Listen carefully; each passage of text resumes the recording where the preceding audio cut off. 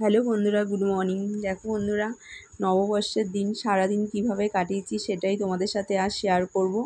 আর এই দেখো, সকাল সকাল লক্ষ্মী মাকে আমি স্নান করিয়ে শাড়ি পরিয়ে দিচ্ছি। এই শাড়িটা না আমরা মানে হাতেই বানিয়েছি। প্রথমে একটা কাপড় কিনে জড়ি লাগিয়ে দিয়েছি। আর এর আগে অনেক সময় আমি ঘাগরা টাইপের শাড়ি পরাতাম। আর অনেকে এখন দেখি বেশ শাড়ি কাঠামো যে সমস্ত শাড়িগুলো পরায় ঠাকুরকে, সেগুলো দেখে না আমারও খুব শখ হলো যে দেখি আমিও চেষ্টা করি আমাদের ঠাকুরকে হলো শাড়ি পরানোর। দেখলাম না, যেমন চেষ্টা করলে ঠিকই হয়, ভালোই লাগছে দেখতে। আর এই দেখো, এদিকে হলো আমি আর মেয়ে মিলে হলো সমস্ত জোগাড় করে নিয়েছি। আর ব্রাহ্মণ তো সকালবেলা হলো 11টার সময় আসার কথা, আর ততক্ষণেই আমরা সমস্ত কাজ গুছিয়ে নিয়েছি, জানো তো। আমি এই যে ঘট পেতে দিলাম। আর কি বলতো, আস্তে আস্তে যদি সব ভিডিও করা হয়নি, কিছু কিছু জায়গায় ভিডিও করলাম, কেননা অনেকটাই লম্বা ভিডিও হয়ে যাবে। আর এদিকে দেখো, আমার ছেলে হলো সে মালা গাচ্ছে। আর সেই মালাগুলোই আমি গোপালকে পরিয়ে দিয়েছি।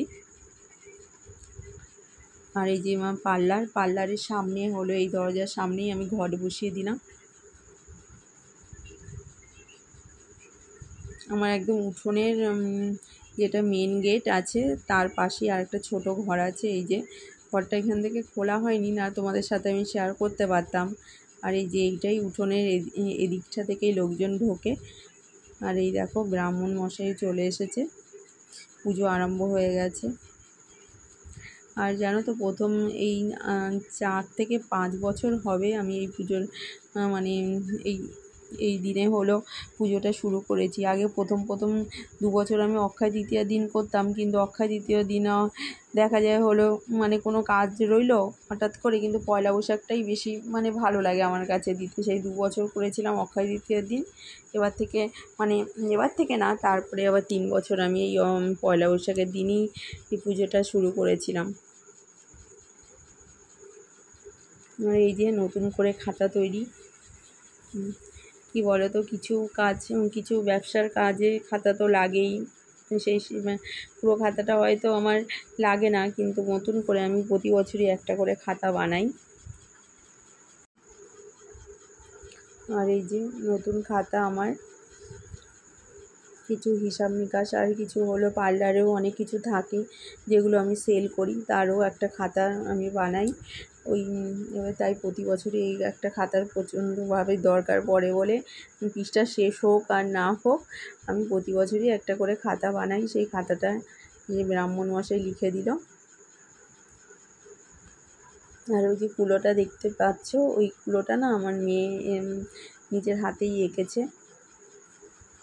একটু ছোটো করে পুজো করে নিলাম।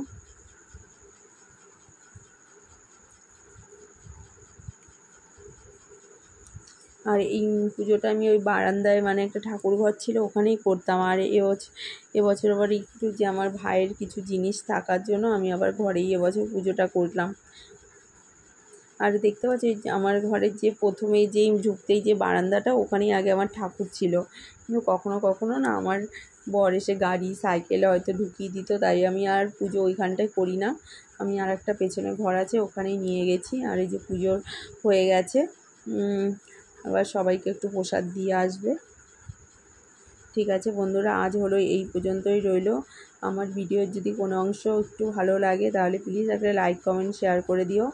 আর এই যে একটু বরের সঙ্গে আমরা একটু বিকেলবেলা বেরিয়েছিলাম, যেটা করতে আমরা বেরিয়েছিলাম সেটা হয়তো তোমাদের সাথে এখন শেয়ার করলাম না, কিন্তু নেক্সট দিন আমি অবশ্যই এটা শেয়ার করব কোথায় গেলাম, কী করলাম।